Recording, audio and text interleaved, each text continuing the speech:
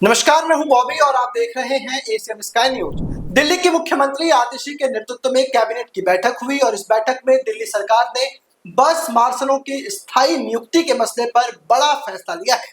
आपको बता दें, इस बैठक में लिए गए फैसले के मुताबिक सभी मंत्री एक प्रस्ताव भेजकर एलजी विनय सक्सेना से बस मार्शलों को स्थायी करने के लिए पॉलिसी बनाने की मांग करेंगे।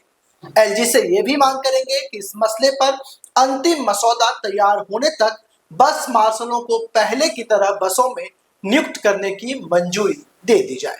वहीं सीएम आतिशी की कैबिनेट मीटिंग में दिल्ली के शहरी विकास मंत्री सौरभ भारद्वाज ने इस बारे में कहा कि सीएम आतिशी ने बताया कि बस मार्शलों की स्थायी नियुक्ति का मुद्दा सर्विसेज के तहत केंद्र सरकार के अधीन आता है। जब तक केंद्र सरकार पॉलिसी नहीं बनाती तब तक दिल्ली सरकार 10,000 बस मार्शलों को बसों में तैनात करेगी। इसके अलावा इस बैठक में जो बात हुई उसमें सीएम ने बड़ा फैसला ये लिया कि दिल्ली सरकार अब इन बस मार्शलों को वेतन देने के लिए तैयार है। यानी सीएम आतिशी के नेतृत्व में चल रही दिल्ली सरकार के इस फैसले से गरीब परिवारों के युवाओं को रोजगार मिलेगा और बसों में महिलाएं दोबारा सुरक्षित महसूस कर पाएंगी। एलजी साहब या केंद्र सरकार बस मार्शल के लिए जो भी पॉलिसी बनाए, चाहे उनकी बहाली हो या उन्हें पक्की नौकरी पर लगाया जाए, उनकी सारी तनख्वाह दिल्ली सरकार देगी। तो ये बड़ा ऐलान भी किया दिल्ली के मुख्यमंत्री आतिशी ने। इसके अलावा ये जो नियुक्ति का जो पूरा मसला है ये दिल्ली में एलजी के अधीन आता है, यानी कि जब फाइल कैबिनेट की बैठक के बाद जाएगा तो उसमें एलजी साइन करेंगे। अब दिल्ली सरकार ने ये फैसला कर लिया है कि आने वाले 4 महीने के लिए प्रदूषण के खिलाफ युद्ध में बस मार्शलों को तैनात किया जाएगा। इस संदर्भ में ट्रांसपोर्ट कमिश्नर ने अपने नोट में यह साझा किया है कि बस मार्शलों को स्थायी या अस्थायी रूप से नियुक्त करना सर्विसेज का मुद्दा है जो एलजी के अंतर्गत आता है।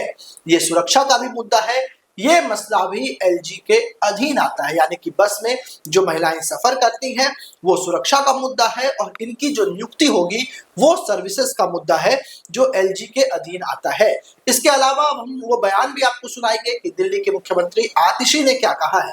उन्होंने कहा कि दिल्ली सरकार के सभी मंत्री बस मार्शलों को स्थायी करने को लेकर एलजी को प्रस्ताव भेजेंगे। प्रस्ताव के आधार पर वो जल्द से जल्द बस मार्शलों को स्थायी तौर पर बसों में नियुक्त करने के लिए एक पॉलिसी बनाए, ताकि जो शिफ्ट होते हैं बस के अलग अलग, उस शिफ्टों में बस में उन्हें तैनात किया जा सके और महिलाएं सुरक्षित डीटीसी की बसों में यात्रा कर सकें। सुनिए क्या कुछ कह रही हैं दिल्ली के मुख्यमंत्री आतिशी।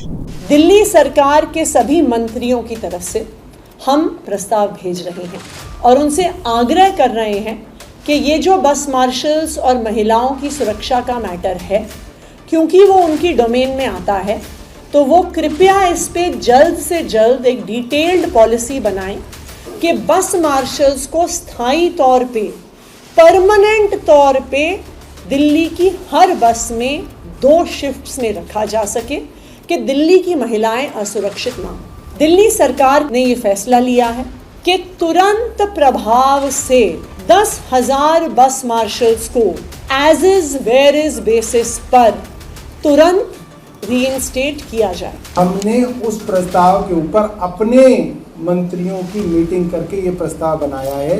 आपको जो पॉलिसी बनानी है, जो स्कीम बनानी है, जो करना है, अफसर साहब आपके पास है। ये सब्जेक्ट रिजर्व सब्जेक्ट है, आप बनाते रहो, मगर इन बस मार्शलों को तुरंत जो है आप बहाल करो, ये हमारी भी मांग है।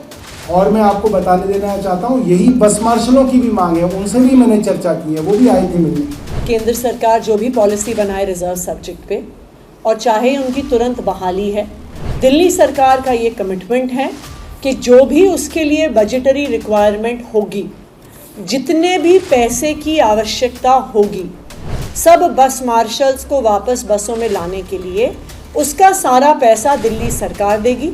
चाहे as is where is basis पे उनको अभी लगाया जाए, उनकी तनख्वाह भी दिल्ली सरकार देगी, और जब परमानेंट बेसिस पे इनको पॉलिसी के तहत लगाया जाए तब भी उनकी सारी तनख्वाह दिल्ली सरकार देगी। ये हमारी सरकार का कमिटमेंट है। इसके अलावा उन्होंने ये भी कहा कि हम एलजी साहब को प्रस्ताव भेजेंगे कि जो 10,000 बस मार्शल बसों में 31 अक्टूबर 2023 तक ड्यूटी पर तैनात थे, उन्हें तुरंत प्रभाव से बसों में मार्शल के रूप में तैनात किया जाए। वो तब तक बसों में तैनात रहेंगे जब तक उनकी स्थायी नियुक्ति नहीं हो जाती, ताकि दिल्ली की महिलाओं की सुरक्षा और वो महफूज रह सकें। यानी कि कैबिनेट की बैठक में कई बड़े फैसले लिए हैं। अब हम आपको बता देते हैं कि आखिर ये पूरा मामला क्यों है, क्योंकि आपने देखा होगा कि डीटीसी के जो बस मार्शल थे जिन्हें ड्यूटी से हटा दिया गया था, लगातार हंगामा कर रहे थे, प्रदर्शन कर रहे थे, और इसको लेकर के भी भारतीय जनता पार्टी और आम आदमी पार्टी आमने सामने थे। तो अब सौरभ भारद्वाज का कहना है कि सीएम आतिशी ने कहा कि 2015 से जब से दिल्ली में आम आदमी पार्टी की सरकार बनी है, तब से दिल्ली की चुनी हुई सरकार द्वारा महिलाओं की सुरक्षा को लेकर के कई महत्वपूर्ण कदम उठाए गए हैं।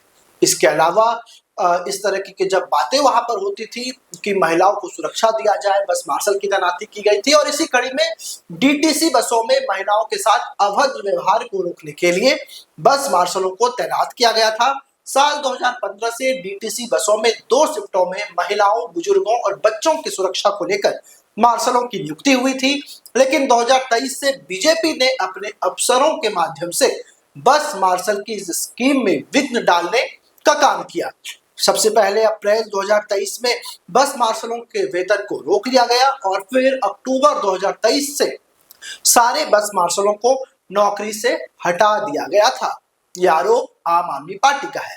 एलजी और बीजेपी ने बस मार्शलों को धोखा दिया है, ऐसा भी आम आदमी पार्टी का कहना है। मंत्री सौरभ भारद्वाज ने यह भी कहा कि दिल्ली विधानसभा में सभी की सहमति से बस मार्शलों की बहाली का प्रस्ताव पास हुआ था। 3 अक्टूबर को आम आदमी पार्टी और बीजेपी के सभी विधायक एलजी साहब के पास जाएंगे।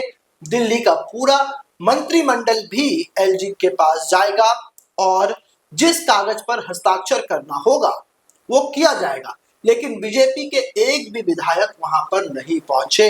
ऐसा कहना है सौरभ भारद्वाज का कि उन्होंने धोखा। इसके अलावा दिल्ली विधानसभा में जो नेता प्रतिपक्ष हैं विजेंद्र गुप्ता ने 5 अक्टूबर को समय मांगा, जिसके बाद मुख्यमंत्री ने समय भी दिया। सीएम आतिशी और विजेंद्र गुप्ता एलजी से मिलने पहुंचे। वहां पर विजेंद्र गुप्ता और एलजी साहब ने 10,700 बस मार्शलों को धोखा दिया।